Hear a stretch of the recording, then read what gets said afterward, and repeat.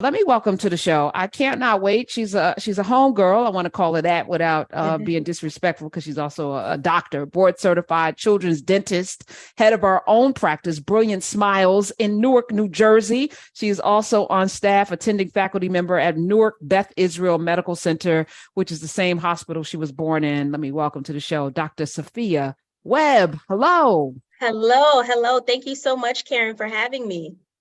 Listen, I'm starting a directory. We're working on building out a directory in Nubia, because every time I turn around, it's like, where do we find doctors that are, and they don't have to be Black, but they have to care about us. Black folk have to fight so hard for our healthcare, and especially children, and now we have to ask these questions. I had a white pediatrician, man, he was so nice, but this current climate, I don't know if you could trust people like we could 50 years ago, with our health in the hands of people who may not see us as human. So when I saw that you're a children's dentist, I was like, first of all, why did you pick little mouths? Sometimes other people can see success for you that you can't see. When I was in dental school, I wanted to do root canals, but all of my teachers were like, you should do kids. And I mean, I'm a bit quirky, so it wasn't that much of a surprise. But honestly, I am so glad that I chose pediatrics, because if it was any other specialty, I probably wouldn't still be doing this almost 13 years later.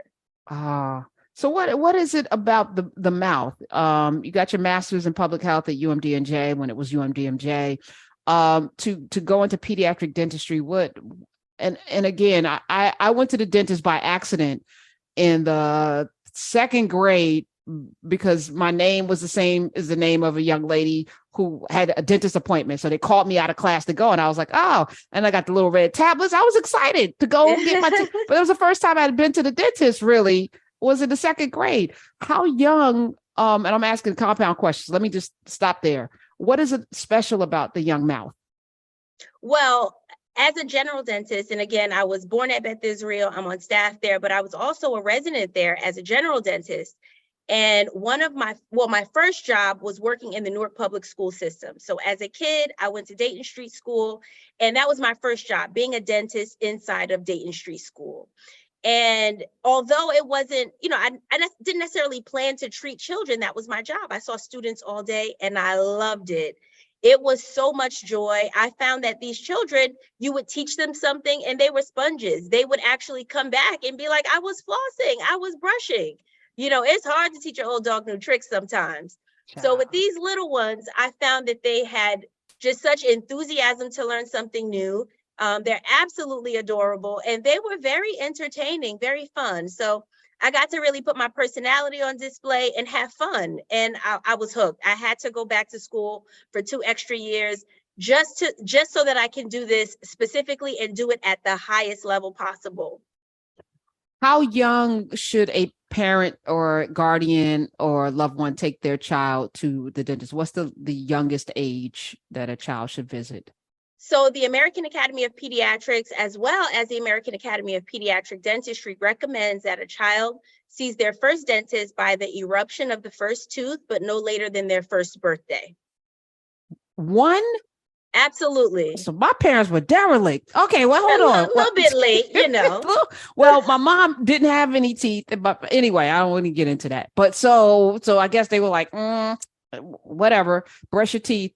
And I sucked my thumb until I was 11. So that was, it was a lot going on. You were a dentist's dream. You had a lot going on. I did, but not buck teeth though. I figured out how to suck my thumb in a way that didn't bow my mouth out.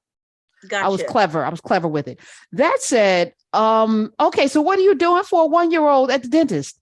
So when you come in, first you have to think about it from a primitive perspective, right? You have a 1-year-old child. You're already making the assumption that they're going to scream and holler. And they should. That is expected. That is considered normal behavior.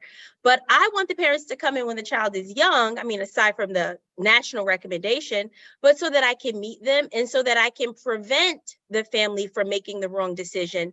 That's going to put their child at risk for having cavities, as well as a lot of oral diseases you can detect from the mouth. So it's more from an anticipatory guidance perspective. And for me to say, hey, if you want to have your child's oral health at top notch, you want to get an early start, come on in and I'm going to tell you some tips, some tricks for you to get that done. And then also by the time the child is 2.5, 3, they're running in here and jumping into our arms, and it's really exciting. It's really fun. So you're getting them used to, because the dentist is anxiety for a lot of adults. They get anxiety, it's like, when they go to the dentist. But if you bring them in at an early age, then they get more comfortable as well with all of the things. 100%. It's not so traumatic. Okay. I mean, sometimes I'm taking children as young as 2 years old that they may have 20 teeth, and out of 20 teeth, they have 15 cavities. What? It happens through. Dr. Webb, how do you get that many cavities and 20 teeth? I mean, well, the first thing, right, your diet, how often you're having milk, and by what mode are you getting the milk? And if you're getting milk still to go to bed at 1.5, 2 years old, initially it's not so bad, right? Like, I have a young daughter. I breastfed her first year.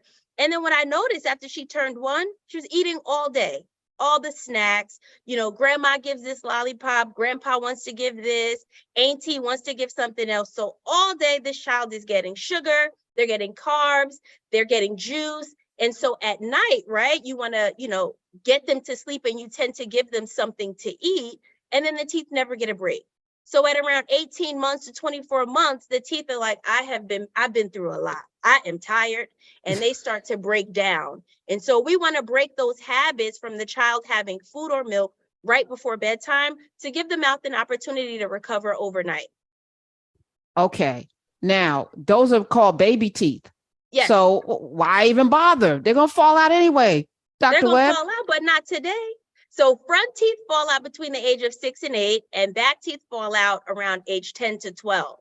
And so the habits that you're doing, I mean, I don't know about you, Karen, but if I'm doing something straight for 6 years, year 7, I'm not really going to be inclined to change my ways. So if we start those healthy habits early, it's going to transfer into the permanent dentition. Okay. All right. So when you meet a child at 2 that has cavities, are you filling those cavities, or are you having a conversation, because they're little tiny teeth? Are you having a conversation with the parent about, leaving a bottle in the bed with them overnight, or giving them juice at night? Are you having that conversation? Oh, we're having many conversations, and it's such a layered question, right? Because sometimes we get a child that comes in and their cavities are very minimal, right? The cavities is just barely detectable by looking at it. And so usually with this, if the parent starts using a fluoridated toothpaste, sometimes you can freeze this in that spot, or you can sort of remineralize the teeth. But then sometimes you have children where the cavities are now in the nerve, right? And so those children, they need, extensive treatment to save that tooth. And someone may say, well, it's going to fall out. It may be a couple years. Why even save the teeth? Well, you have to really think about, what are you using your teeth for? You're using it to learn how to speak.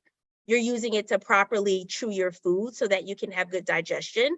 A child that's hungry at school and not well and doesn't have great nutrition, they're not going to learn. Right. And also, I mean, children are vain from a young age, to a certain extent. And so children, they want to smile, and they don't want to get picked on for looking different. And so maintaining oral health, maintaining, a good family dynamic where everyone is brushing. So sometimes I get parents that come in and they're like, well, I don't give them any sugar and I don't give them any juice. And I ask the parent, I say, well, when's the last time you went to the dentist? Oh, I haven't been to the dentist in years. I'm like, well, do you have cavities? Yes. Well, when you kiss your child, the same bacteria that rots the parent's teeth will rot the child's teeth. It's contagious. Hold on, Dr. Webb. Absolutely. Yes. Bacteria is contagious? Yes, indeed. Jesus. Oh. Yes. And so again, pause for a second. This is a off question. So if you are an adult and you're kissing someone, your paramour, who may have poor dental hygiene, that person you could catch their cavities? Yes, indeed. All right, y'all. I done gave y'all something else because now I need your credit score. Open your mouth. Let me see if you got cavities. Let me get your last dental record. Yes. Yes. Oh my gosh.